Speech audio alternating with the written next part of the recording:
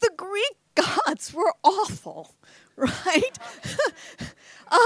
They were like older brothers and sisters. I was a middle child, and so I feel this very, very keenly. They were bigger and, faster and stronger, and, they never died, and they were more powerful.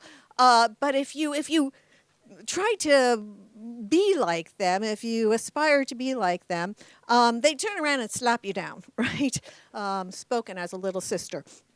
Um, and so at best, they were unreliable.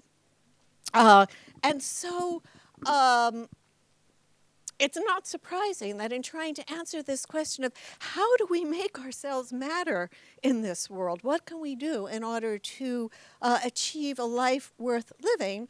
Are we born into mattering? Is there something we have to do or be in order to achieve mattering?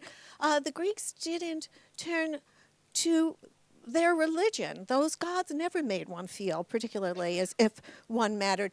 You didn't want to attract the attention of the gods. Nothing good ever happened if you attract the attention of the gods. If, in fact, the way that we're made to feel as if we matter has a lot to do with attracting attention, feeling worthy of attention, which I do believe it does have to do with, then it's not a surprise that the Greeks turned to the attention of one another in order to achieve their sense of mattering and not to their gods. And so the Greeks they had what I call an ethos of the extraordinary.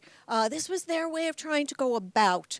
It was a very secular way, a human way, not a mortal way, not an immortal way of trying to achieve their mattering. And it was to do something big, to achieve something big, and be extraordinary in some way. And this is not philosophy yet, but I would say that it created the preconditions for philosophy. It was a way of trying to think it out in very, very human terms.